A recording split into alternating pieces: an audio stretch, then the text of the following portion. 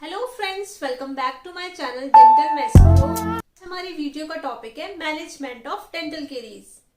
Last कुछ videos में मैंने आपको डेंटल केरीज के बारे में बताया, इसका क्लासिफिकेशन बताया, उसके प्रिवेंशंस बताए। मैंने ये भी बताया कि केरीज किस कंडीशन में किसके लिए ज्यादा रिस्क फैक्टर है, किसके लिए कम है।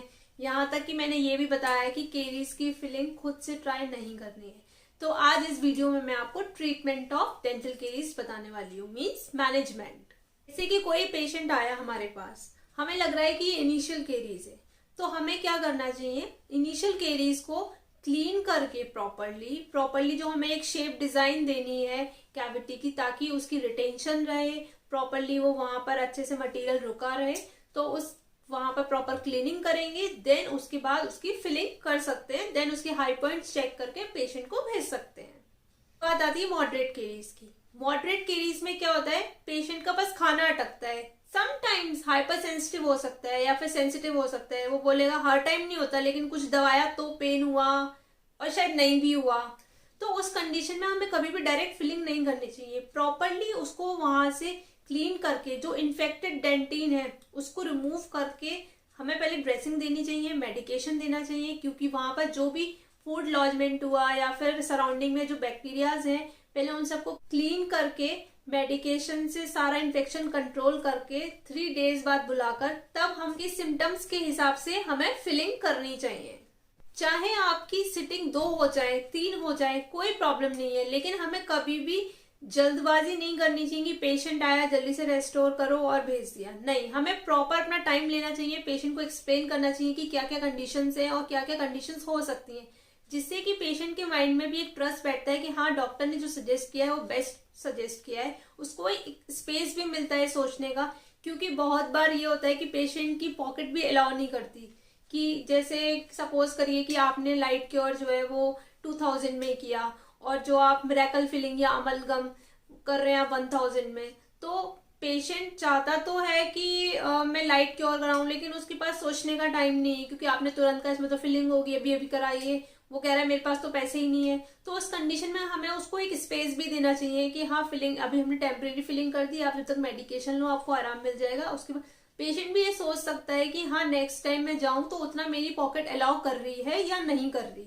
क्योंकि बहुत बार जो ट्रीटमेंट है वो उस पर भी बेस्ड होता है कि पेशेंट की पॉकेट कितना अलाउ कर रही है, या फिर उस मटेरियल की, जो हम मटेरियल वहां यूज करना चाहते हैं उसकी रिक्वायरमेंट वहां है या नहीं। क्योंकि हर कैविटी में आप मिरेकल फिलिंग नहीं कर सकते, हर कैविटी में आप अमलगम फिलिंग नहीं कर सकते, हर कैविटी में आप जीआईसी फिलिंग नहीं कर सकते, हर कैविटी में आप कॉम्पोजिट। हर मटेरियल को यूज करने के लिए प्रॉपर एक टूथ स्ट्रक्चर होता है, प्रॉपर कंडीशंस होती हैं, प्रॉपर पेशेंट की नीड्स होती हैं। तो उस कंडीशन में भी हमें एक स्पेस मिल जाता है यदि हमने पेशेंट को सोचने का टाइम दिया तो।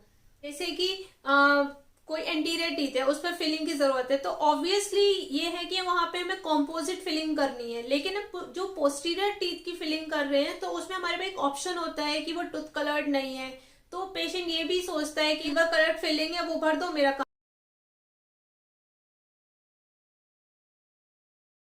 काम हो जाएगा। तो सारी चीजें मैटर करती हैं कि वहां पे पेशेंट की रिक्वायरमेंट क्या है, पेशेंट की पॉकेट कितना अलाउ कर रही है, या फिर हमें क्या करना चाहिए। सो रेस्टोरेशन इन चीजों पर बहुत ज्यादा डिपेंड करती है कि पेशेंट की पॉकेट कितना अलाउ कर रही है, या फिर हमें किस चीज की ज्यादा रिक्वायरमेंट है वहां पर, या फिर पेशेंट क्या चाहता है। तो इसलिए हमें किसी भी ट्रीटमेंट में हरी नहीं करनी चाहिए, आराम से सोचना समझना चाहिए, देन उसके बाद ट्रीटमेंट को फॉलो करना चाहिए।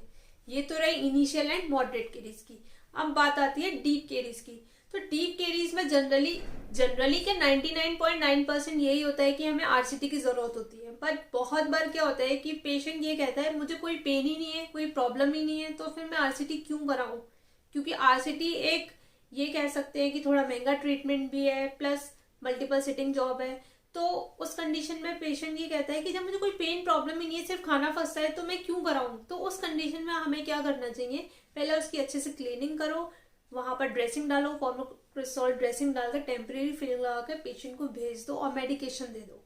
फिर पेशेंट जब लौट के आता है तो हम पेशेंट को इस रिस्क पर उसको बताकर पूरा कि यदि आपको पेन होता है तो आपको आरसीटी करानी पड़ेगी। पेन नहीं होता है तो आप इसको जब तक चाहें चला सकते हैं, क्योंकि कई बार नहीं भी होता है, जो हमारा टूथ है वो नॉन वाइटल हो चुका है, तो उस कंडीशन में भी हमें कई बार ट्रीटमेंट इस तरीके से भी सोचना पड़ता है। क्या है कि जो टूथ ओपन पड़ा हुआ है डीप कैरीज, तो उसका प्रेशर रिलीज्ड है, लेकिन जब आप फिलिंग कर देंगे डायरेक्ट तो उसमें पेन हो जाता है। तो इसलिए हमें पहले उसमें जरूर टेम्परेरी फिलिंग देनी चाहिए और पेशेंट को इस चीज के लिए अवेयर करना चाहिए, समझाना चाहिए कि फ्यूचर में आपको ये प्रॉब्लम हो सकती है। तो फिर भी हमें टेम्परेरी ड्रेसिंग देकर जब हमने भेजा, नेक्स्ट जब वो आएगा तब हमें बताएगा हाँ अभी मैं ठीक हूँ, मुझे तब भी कोई प्रॉब्लम नहीं है, तो हम एक बार को फिलिंग ट्राई कर सकते हैं, बट वो भी पेशेंट की कंसेंट के साथ, पेशेंट की अवेयरनेस के साथ। आई जस्ट होप कि आपको डेंटल केरीज के बारे में बहुत सारी नॉलेज हो गई होगी, बहुत सारी चीजें समझ में आ गई होंगी। फिर भी कोई क्वेरी रहती है, कोई भी क्वेश्चन है, तो आप मुझसे बेझिझक पूछ सकते हैं, मेरे कमेंट बॉक्स में मैसेज कर सकते हैं। मैं कोशिश करूंगी कि सारी आपकी क्वेरीज कंप्लीट कर दूं। Thank you for watching my video and don't forget to like, subscribe and share. Bye bye. Take care.